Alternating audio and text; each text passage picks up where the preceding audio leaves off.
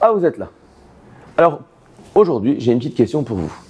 Yosef a passé 10 ans en prison et au bout de 10 ans, il va avoir une option de sortie. C'est quoi cette option de sortie?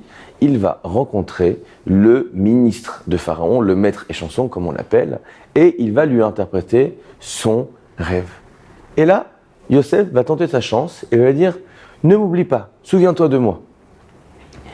Sauf que ça ne va pas marcher et Yosef va passer 2 ans supplémentaires en prison. Pourquoi est-ce qu'il a passé 2 ans supplémentaires en prison? Nous disent nos sages, parce qu'il a dit 2 mots de trop. Ce sont quoi ces 2 mots?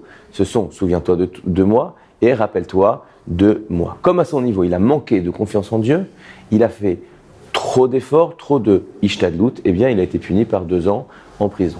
La question est la suivante. Si Yosef n'avait dit qu'un mot, « souviens-toi de moi »,« rappelle-toi de moi », juste un seul des deux, est-ce qu'il aurait pris 1 année en prison? La réponse, nous disent les Baalei Hamoussar, eh bien non. Il aurait été délivré tout de suite. Pourquoi? Parce qu'il faut comprendre une chose. Chovat ha'ishtadlut. Hachem attend de chacun d'entre nous que l'on fasse des efforts. Le monde a été construit selon des lois naturelles et c'est normal d'aller travailler. Si je ne joue pas au loto, je ne vais pas gagner. Sauf que la question qu'on doit se poser, c'est combien d'ishtadlut on doit faire, combien je dois me donner. Si maintenant j'ai un rendez-vous qui arrive juste au moment de mon temps d'études ou juste au moment où je dois passer du temps avec mes enfants, est-ce que j'annule, est-ce que je prends le rendez-vous ou pas? Alors, la question n'est pas si évidente, mais la règle est la suivante. Au fond, on peut faire autant d'efforts, autant d'ishtadlut, mais à une condition, que cela reste clair dans notre tête, que l'on fait ça comme une obligation vis-à-vis de Dieu. Les résultats dépendent d'Hachem.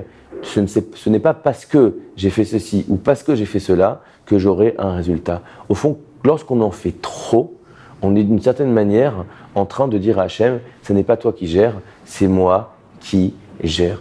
À ce propos, je voudrais vous partager un petit enseignement à propos de la toupie de Hanouka. Je ne sais pas si vous savez, le jeu de la toupie, comment est-ce qu'on joue à la toupie? On fait tourner la toupie, et sur la toupie, il y a 4 faces.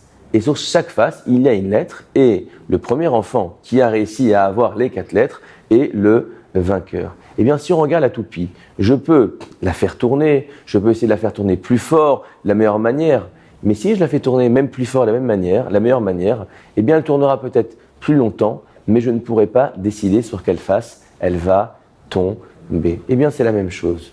Ma'ishtadlut, c'est de faire tourner la toupie. Ma'ishtadlut, c'est de faire ce que Hachem attend de moi pour lancer la machine. Le résultat, il ne dépend pas de moi. Yosef, d'une certaine manière, s'il avait dit un mot, il aurait montré de dire au fond, Hachem, tu m'as envoyé ce ministre, eh bien je fais ce que tu attends de moi et je tente ma chance. En disant un deuxième mot, il a d'une certaine manière, à son niveau à lui, il a dit à Dieu, Hachem, laisse-moi, je me débrouille. Eh bien, lorsqu'on dit ça à Hachem dit pas de problème, sauf que c'est pas facile.